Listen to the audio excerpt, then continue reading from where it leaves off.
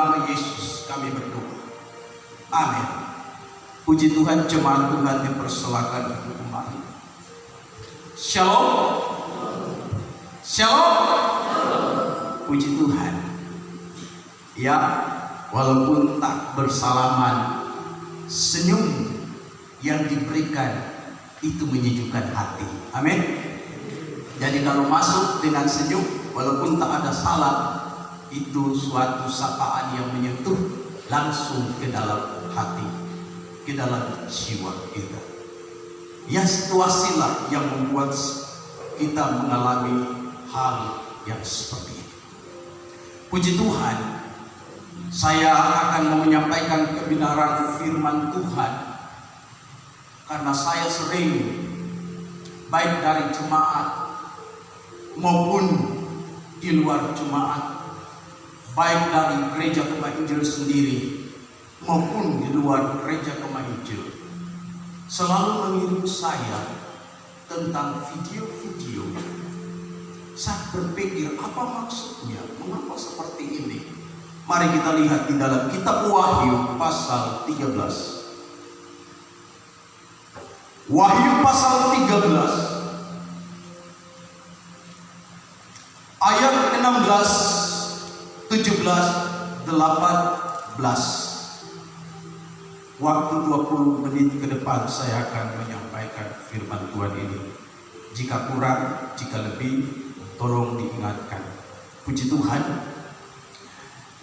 Mari kita membacanya bersama-sama. Wahyu 13 ayat 16 sampai ayat 18. Firman Tuhan 3. Dan Dia menyebabkan sehingga kepada semua orang, kecil atau besar, kaya atau miskin, merdeka atau hamba, diberi tanda pada tangan kanannya atau pada dahinya. Dan tidak seorang pun yang dapat membeli atau menjual selain daripada mereka yang memakai tanda itu, yaitu nama binatang itu atau bilangan namanya. Yang penting di sini ialah hikmat. Barang siapa yang bijaksana, baiklah ia menghitung bilangan binatang itu, karena bilangan itu adalah bilangan seorang manusia, dan bilangannya ialah 666.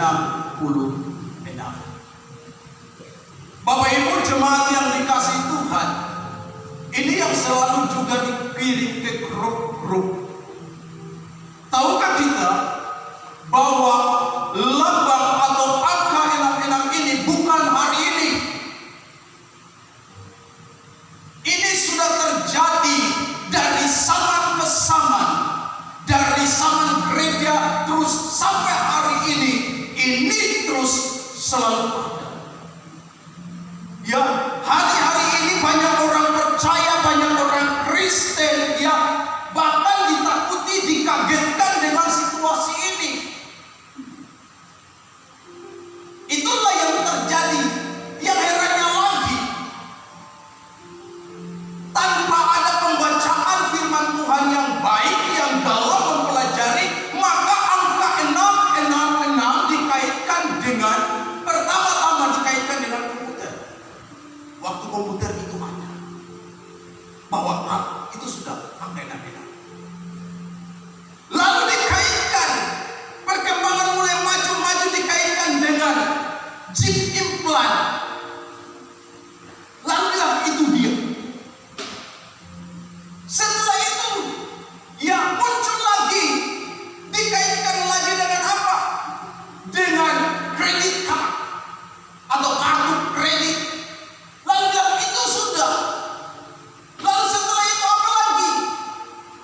Ya, barcode yang ada kita jual ada garis-garis. Dikaitkan dengan itu lagi.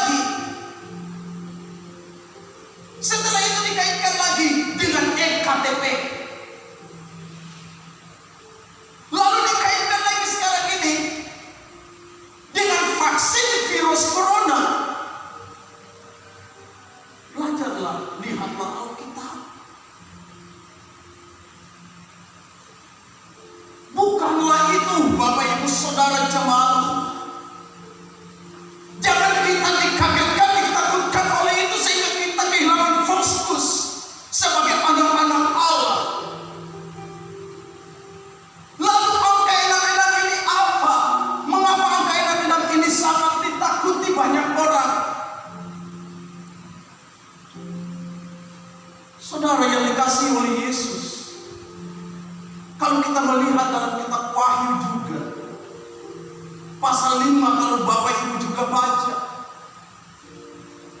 Allah juga punya lambang 77. Lambang Allah 77 yang menggambarkan kemuliaan Allah 777. Jadi harus dipahami ini dengan baik. Artinya enam ini adalah suatu pertandingan. Allah mau meniru apa? Iblis mau meniru yang sempurna. Dia mau meniru Kristus. Dia mau menjadi nabi palsu. Dia mau menjadi seorang yang hebat yang dipakai oleh roh iblis untuk menyatakan tanda-tanda baca semua yang tidak ada kaitannya dengan barcode, yang tidak ada kaitannya dengan chip implant, yang tidak ada kaitannya dengan EKTP, yang tidak ada kaitannya dengan vaksin virus corona. Nanti tidak tahu, karena pengetahuan akan menghasilkan pengetahuan, pengetahuan akan menggugurkan pengetahuan. Itulah faktanya. Nanti muncul lagi, orang bilang itu lagi. Bapak Ibu Saudara yang dikasihi oleh Yesus, semua barang-barang yang tadi saya ucapkan adalah hasil dari kemajuan teknologi yang sudah dinubuatkan oleh Daniel untuk memudahkan manusia, untuk menolong manusia, untuk membantu manusia, sehingga manusia tidak susah dalam bertransaksi. Dengan alat-alat itu manusia dapat dideteksi, tapi tidak semua orang pakai namanya chip implant, karena seluruh data manusia, keberadaan manusia, kekayaannya, semua ada di situ, dan orang juga tidak mau menunjukkan harta kekayaannya. Orang dunia saja berbuat demikian. Dan untuk apa juga benda-benda asing dimasukkan di dalam tubuh? Tapi itu bukan yang disebutkan Alkitab yang kita baca di sini. Ini menjadi perdebatan hamba-hamba Tuhan sampai ke pelosok-pelosok, sampai ke kampung-kampung. Tidak seperti itu. Baca kitab Wahyu baik-baik. Kitab Wahyu berisikan ilustrasi, gambaran-gambaran, suatu kiasan-kiasan. Kalau di situ bilang laut, maka itu bukan laut yang seperti laut yang kita lihat secara fisik. Laut itu kumpulan masyarakat. Kalau kita lihat binatang, itu bukan binatang, itu manusia.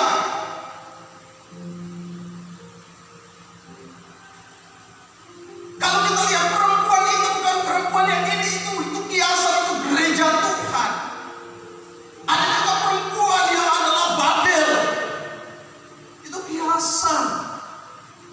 Perlu dipahami dan dimengerti. Angka 6 yang dituliskan oleh Wahyu, ini angka yang memiliki pengaruh yang lebih hebat daripada chip implant, daripada barcode, daripada EKTP, daripada vaksin virus corona. Ini dia lebih hebat dari itu. Iblis tidak pernah memakai cara-cara manusia untuk mempengaruhi manusia. Iblis tidak pernah memakai cara-cara kemajuan yang dibuat oleh manusia untuk merusak manusia. Iblis dia memakai cara yang sempurna yang dibuat oleh Allah. Jadi apakah angka 6 ini?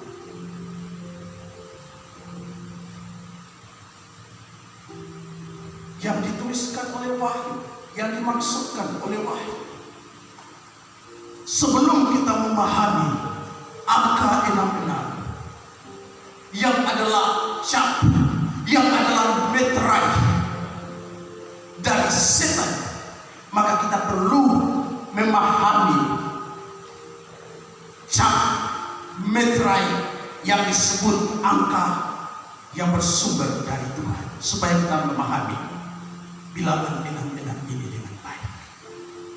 Bapak Ibu yang dikasihi oleh Yesus, kita melihat bahwa angka 66 yang dikaitkan oleh banyak orang yang saat ini beredar, itu tidak mengubah hati, tidak mengubah kesucian dan tidak mengubah karakter sifat manusia.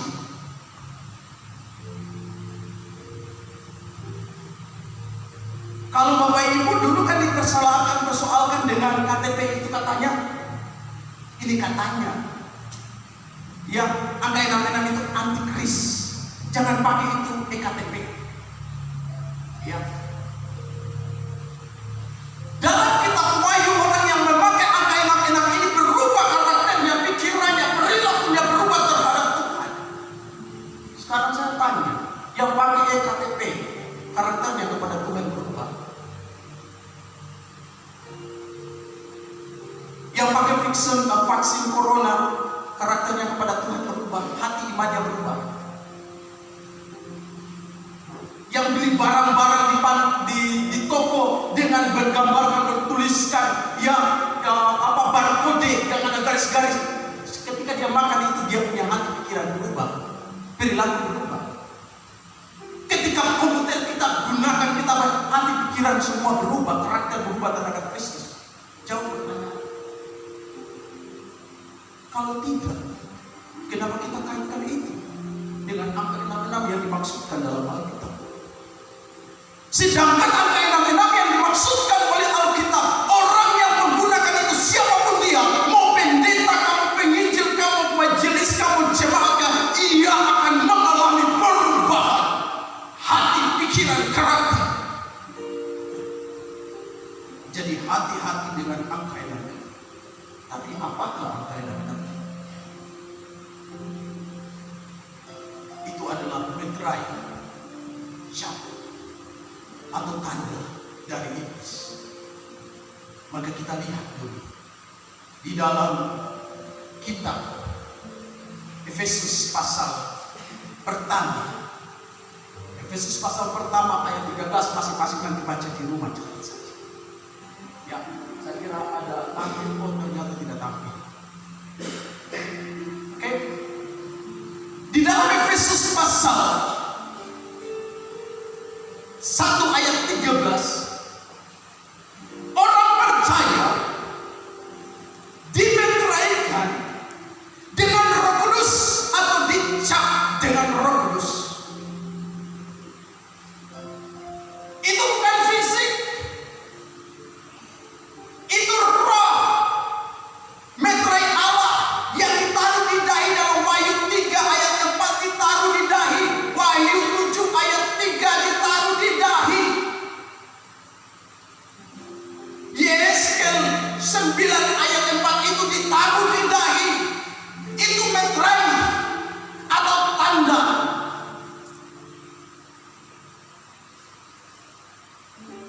Kalau kita melihat meterai Allah dalam Wahyu 5 ayat 6, di situ 777 yang adalah 7 roh Allah yang menggambarkan kesempurnaan Allah.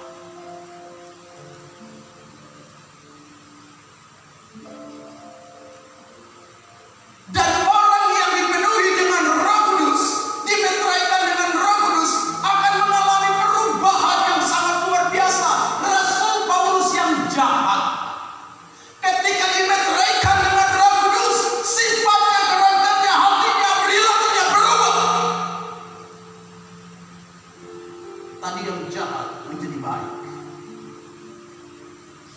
menentang Kristus, kembali memberitakan Injil, berusaha melenyapkan Injil.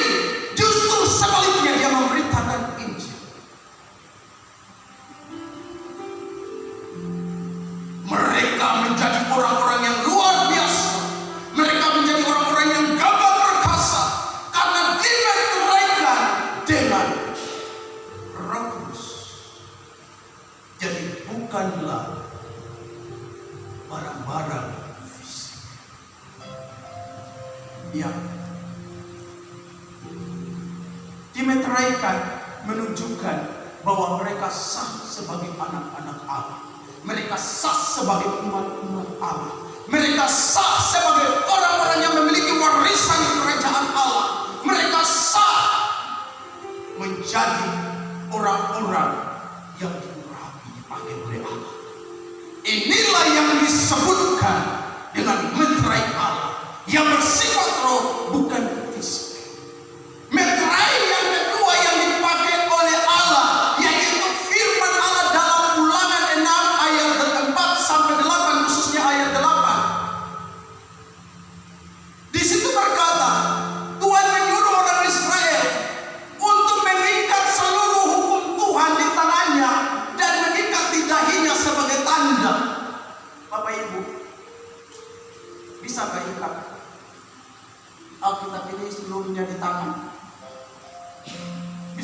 ditaruh ikat di dahi sebagai tanda.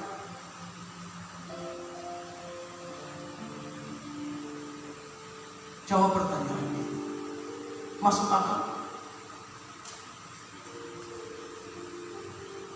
Tidak, Bapak Ibu. Yang dimaksudkan oleh Allah yaitu pemikiran kita harus penuh dengan kebenaran firman. Tangan kita berbicara tentang perbuatan apa yang kita pikirkan. Rasul Paulus katakan, pikirkanlah segala sesuatu yang di atas, supaya kita berfokus melakukan perkara-perkara pekerjaan Tuhan, karena kita diciptakan untuk melakukan pekerjaan-pekerjaan baik tangan.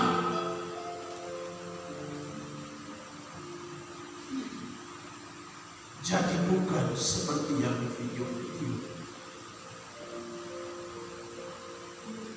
Jangan ikut-ikutan. Karena saya tidak suka ikut-ikutan sembarangan dalam hal pemahaman. Banyak yang kirim pesan, kirim di grup-grup. Ini berusaha dibahas, berbicara ini. Sekarang kita mengetahui bahwa meterai Allah, tanda Allah 777 adalah lambang dari Roh Kudus, di mana orang dimeteraikan sebagai tanda bahwa orang itu adalah milik dan kepunyaan Allah. Sekarang kita lihat ke angka 6. Pasal 13 ayat 18 berbicara tertuju kepada pribadi oknum manusia, bukan kepada chip implant, bukan kepada vaksin virus corona, bukan kepada kredit card, bukan kepada barcode, bukan kepada komputer yang selalu dikaitkan. Rubuh lagi, digagalkan lagi. Tidak tahu nanti 2021 apa lagi dikaitkan. Padahal angka itu sudah dari zaman. Oke, apakah anak-anak itu? Mari kita lihat. Bapak Ibu boleh membukanya di dalam kitab. Kita mempelajari enam. Ya, di dalam Alkitab mengatakan 1 Raja-Raja 10 ayat 14. Nanti baca di rumah saja catat.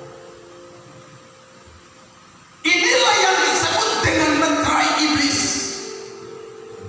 Selama menerima harta, menerima uang, menerima kekayaan setiap tahun 666 talenta setiap tahun.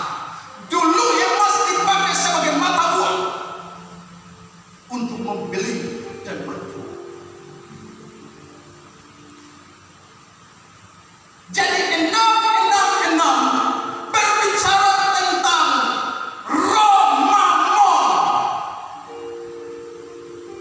Ketika seseorang dikuasai oleh roh mamon, pendeta pun berani tidak jujur. Sekalipun saya pendeta, berani tidak jujur.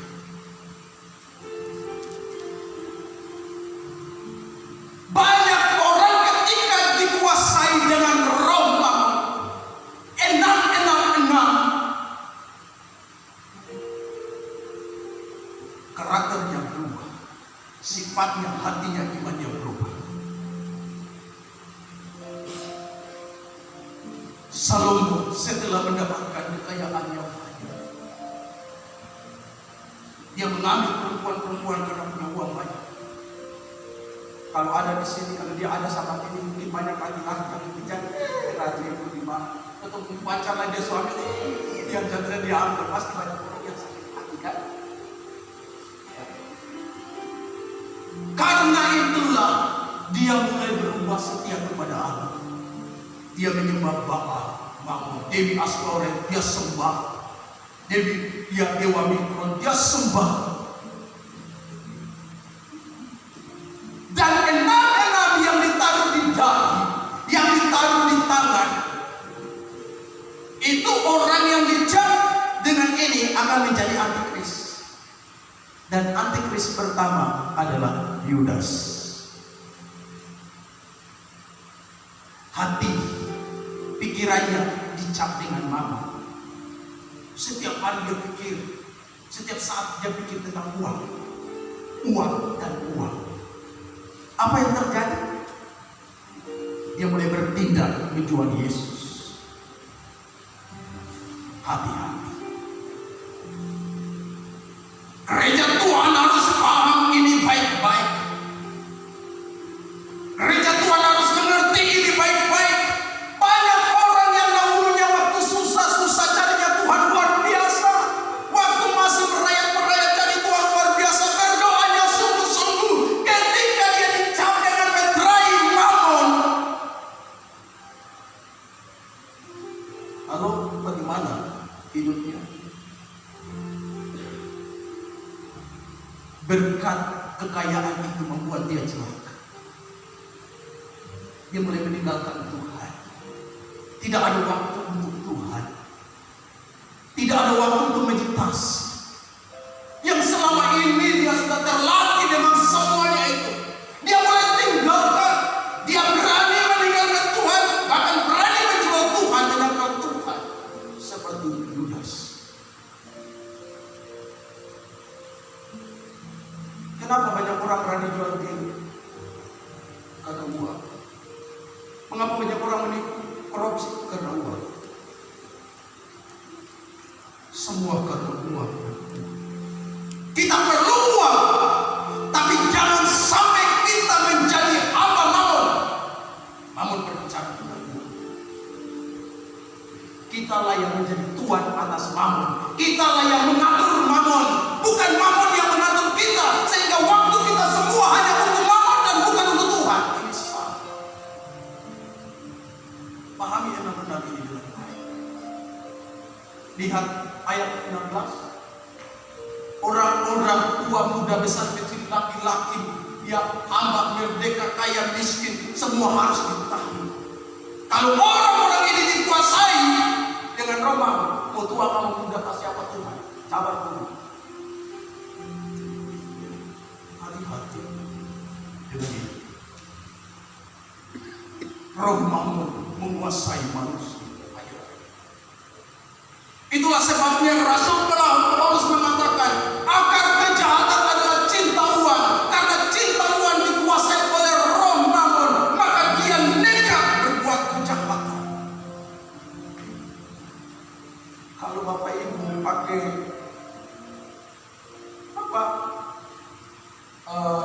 vaksin virus corona, iman Bapak Ibu tidak akan berubah. Pakai sambil berdoa, tetap semakin sungguh-sungguh kepada Tuhan. Pakai EKTP, iman tidak akan berubah. Kesetiaan kepada Tuhan ada. Pergi beli barang-barang di toko yang dulu dipersoalkan garis-garis yang disebut barcode, maka itu iman tidak akan berubah. Yang buat iman berubah, pikiran berubah, hati berubah, perilaku berubah terhadap Tuhan adalah roh Mammon. Itu yang dipakai oleh iblis. Itu yang dipakai oleh setan. Ketika Yudas dimeteraikan, enam manusia diciptakan hari ke-6, pikirannya tentang uang. Perbuatan yang dia kerjakan hanya untuk mendapatkan uang, tidak peduli Tuhan mau dijual atau tidak. Inilah bilangan seorang manusia. Pahami itu baik, maka kita tidak akan kaget dengan situasi yang ada. Bahwa roh enam-enam ini sudah bekerja dari zaman gereja, awal gereja mulai, dari zaman Yesus ada di dalam dunia. Itu sudah bekerja sampai hari ini. Dia akan terus bekerja sampai pada akhirnya manusia semuanya tertuju kepada penyembahan kepada iblis. Disinilah maka Wahyu pasal 14 ayat 8, 9 dan seterusnya, orang itu akan menerima murka Allah.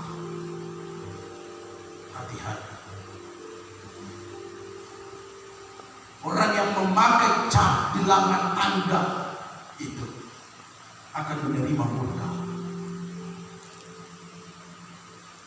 Mari saudara yang dikasihi Tuhan, kita ada di masa pandemi. Justru dalam situasi seperti inilah, mari kita sama-sama bergandeng tangan dalam satu roh. Maksud saya bergandeng tangan dalam pengertian kita bersatu untuk saling mendoakan di rumah, di mana saja. Kita saling mendoakan, saling memberikan renungan, nasihat, pengajaran, walaupun 1, 2, atau 5, tidak apa-apa. Untuk mengingatkan kita bahwa situasi kita saat ini perlu memerlukan Tuhan. Jadi angka 6 adalah angka bilangan seorang manusia yang dimeteraikan dengan roh maut. Jadi jangan bertanya kepada saya lagi. Bagi yang nonton juga jangan bertanya kepada saya lagi. Kita harus paham dan mengerti ini dengan baik. Sebagai air komputer, ya, kredit card, EKTP, barcode, ya, terus vaksin virus corona, itu adalah hasil kemajuan teknologi yang dikembangkan oleh manusia untuk memudahkan manusia, untuk menolong manusia, sehingga kita tidak mengalami kesulitan di dalam banyak hal, khususnya di dalam bertransaksi. Tapi itu bukan yang dimaksudkan oleh Wahyu 13 ayat 18. Sedangkan Wahyu 3 ayat 18 menunjuk kepada orang yang dikuasai, yang dipenuhi oleh roh maut. Kalau orang sudah dikuasai dengan ini, maka hidupnya akan berubah, imannya akan berubah, karakternya akan berubah. Hidupnya tidak fokus lagi kepada Tuhan, maka hidupnya berangan penyembahannya menuju kepada suatu penyembahan yang salah kepada iblis, dan mereka akan menerima murka Allah. Kiranya melalui kebenaran firman Tuhan itu, Bapak Ibu Saudara yang ada di gereja ini maupun yang ada di rumah-rumah, boleh diberikan pengertian supaya kita terus maju di dalam Tuhan. Kita perlu uang, tapi jangan menjadi hamba uang. Kita layak mengatur uang. Jangan karena uang kita meninggalkan Tuhan. Persekutuan menjadi turun. Hidup dengan Tuhan mulai berubah. Biarlah uang kita pakai untuk memuliakan Allah dalam kehidupan kita. Tuhan Yesus memberkati. Mari kita berdoa. Bapa, kami bersyukur kepadamu Allah Tuhan pencipta langit dan bumi, untuk